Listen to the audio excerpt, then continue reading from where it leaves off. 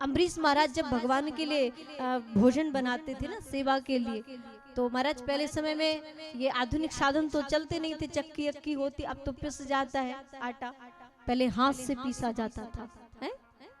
अगर 20-20 सदस्य भी हुए ना घर में तो माताएं चक्की से आटा पीसती थी। 3-4 बजे प्रातः काल ब्रह्म मुहूर्त में उठती थी, तब आटा पीसती थी। रोज पीसना, रोज बनाना। अम्बरीश महाराज क्या करते, चक्की चलाते थे अपने हाथ से ठाकुर जी को भोग बनाने के लिए।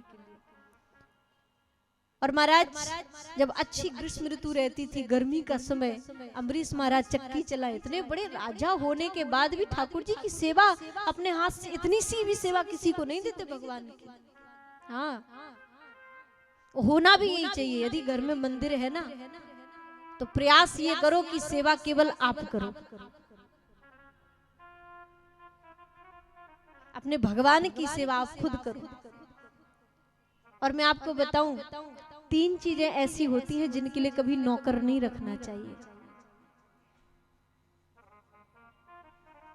एक तो घर में रसोई के लिए कभी नौकर नहीं होना चाहिए, ध्यान देना बहुत जरूरी बात है। और आज हर जगह ये देखा जाता है, रसोई केवल घर की जो गृहिणी है वही पकाए।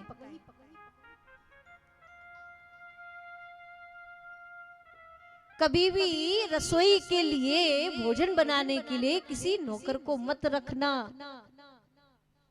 दूसरी बात ध्यान रखना, कभी भी अपने माता पिता की सेवा के लिए नौकर मत रखना।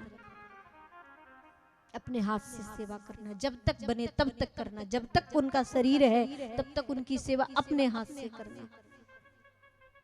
और तीसरा,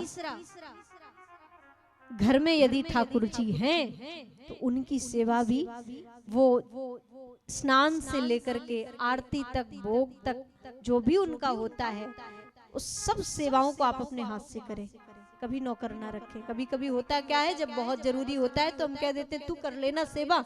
घर में जो नौकर चाकर है उन्हीं से कह देते भैया तू कर लेना, आज हम जा रहे हैं, भगवान को भोग लगा देना, ये कर देना, वो कर देना है।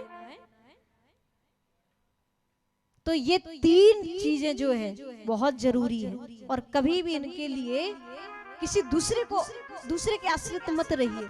अपने हाथ से अगर सामर्थ्य है तो करिए, नहीं है तो फिर उस काम को करिए ही नहीं।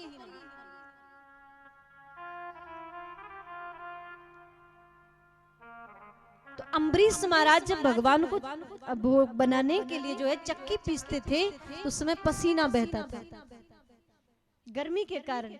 और जब पसीना बहे महाराज, तो ठाकुर जी क्या करें, अपने भक्त की सेवा के लिए, कि भक्त मेरे लिए इतना परेशान होता है तो मैं क्या थोड़ा बहुत कष्ट नहीं उठा सकता, तो मेरे ठाकुर जी जाएं और अपने पीताम्बर को लेकर के ऐसे ऐसे महाराज हवा करें, पंखा झरते।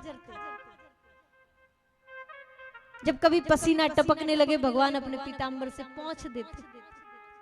धन्य है ऐसा परमात्मा, और धन्य है महाराज ऐसे परमात्मा के भक्त।